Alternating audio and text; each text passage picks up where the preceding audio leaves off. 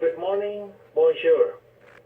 Minister of Health, Honorable Dr. Jane Philpott, members of the Parliamentary Health Committee and members of the Senate Health Committee. I'm truly honored and grateful to present my research policy brief on improving the cardiovascular disease risk and treatment management in Canada. My name is Nick Mawani, and I'm the president of a non-profit organization called Organization for Research and Community Development Canada, Inc. And I'm also an online doctoral student in public health at Walden University, USA. I graduated from the University of Ottawa, not far from the Parliament buildings here in Ottawa, in biological sciences. Subsequently, I completed my internship as a registered respiratory therapist at the Royal Alexandra Hospital in Edmonton, Alberta. I went back to school in 2011 and earned my Master of Public Health degree from the University of Liverpool, United Kingdom, in 2014. I'm also a recipient of the Queen Elizabeth II Diamond Jubilee Medal for the promotion of healthcare and healthy living. The purpose of this presentation is to acquire political support and urgent action to adopt peer-reviewed evidence-based recommendations for further improving CVD health outcomes with improved long-term societal costs in an economically feasible manner in Canada. According to the Heart and Stroke Foundation 2016, 1 Canadian dies every 7 minutes, despite 75% improvement in CVD prevalence over the last 60 years. Furthermore, CVD is costing $20.9 billion to a national economy.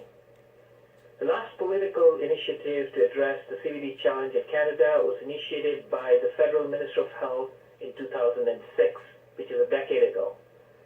This initiative created the present Canadian Healthy Heart Strategy Action Plan, or CHHSAP, on which the current clinical guidelines are based within the Chronic Care Model, or CCM.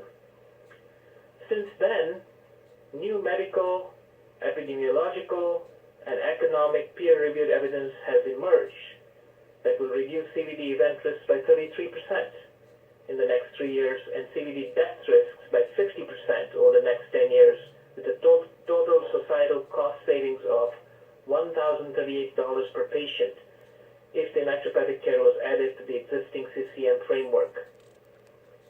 Additionally, the medical and epidemiological evidence demonstrates rapid growth of the CVD high-risk South Asian population segment in Canada, specifically more so in the Greater Toronto area.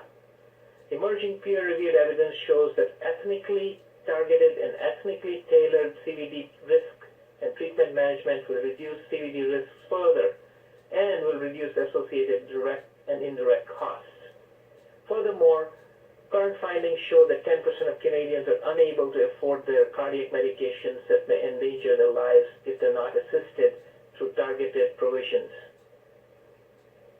In conclusion, based on medical, epidemiological, and economic peer-reviewed evidence presented here, it would be ethical that the improvements recommended here be adopted urgently so that they can become part of the current chronic care model and become the new 2016 CVD policy of the Government of Canada, with demonstrated ability to improve CVD health outcomes and societal cost savings.